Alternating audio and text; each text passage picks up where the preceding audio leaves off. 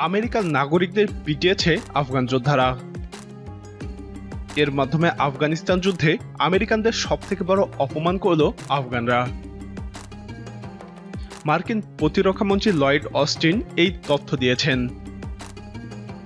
তিনি জানিয়েছেন, কাবুল পতনের পর যেসব মার্কিন নাগরিক আফগানিস্তান ছাড়ার চেষ্টা করেছিল তাদেরকে আফগানরা পিটিয়েছে। এক ব্রিফিং অনুষ্ঠানে অস্টিন কথা বলেন। ব্রিফিং অনুষ্ঠানে যোগ দেওয়া কয়েকজন আইন প্রণেতা এই তথ্য জানান। মার্কিন নাগরিকদেরকে মারধরের ঘটনা অগ্রহণযোগ্য বলে মন্তব্য করেন প্রতিরক্ষামন্ত্রী অস্টিন। তবে কিভাবে মার্কিন নাগরিকদের নিরাপদেই কাবুলের হামিদ কারজাই আন্তর্জাতিক বিমানবন্দরে মার্কিন সেনারা নিয়ে এসেছে তিনি সে সম্পর্কে বিস্তারিত কিছুই বলেননি। আফগান যোদ্ধাদের হাত থেকে মার্কিন এবং অন্যান্য দেশের নাগরিকদের রক্ষা করার জন্য আমেরিকান সেনারা সে সময় কাবুল বিমানবন্দরের বাইরে থাকার সম্ভাবনার কথা অস্টিন স্বীকার করেননি, আবার প্রত্যাখ্যানও করেননি।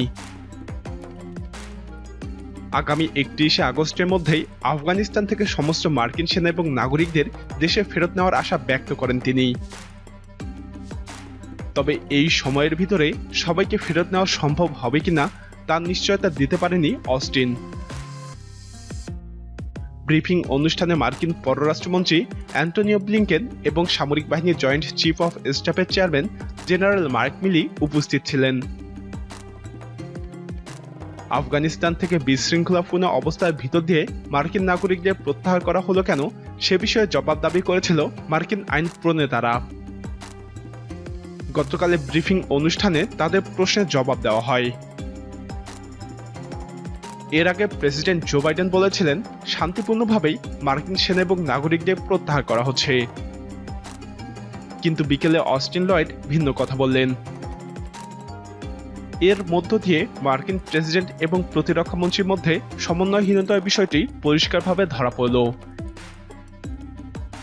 এদিকে আন্তর্জাতিক অঙ্গনে কোনো কোনো সংবাদ মাধ্যম জানিয়েছে, কাবুল পতনের পর মার্কিন নাগরিকদের রাতভর পিটিয়েছে আফগান যোদ্ধারা। আমেরিকা প্রবাসী আফগান নারী সাংবাদিক সাশা ইঙ্কবার তার টুইটার অ্যাকাউন্টেও একই কথা বলেছেন। 2001 সাল থেকে আফগানিস্তানের দখলদারিত্ব চালায় আমেরিকা। আমেরিকানদের উপরে আফগান যোদ্ধাদের ক্ষোভ তীব্র। এই হামলার ঘটনা সেই ক্ষোভেরই বহিঃপ্রকাশ।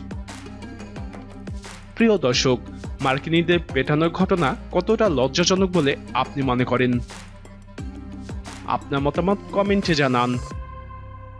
এই ভিডিওটি ভালো লাগলে লাইক বাটনে ক্লিক করুন।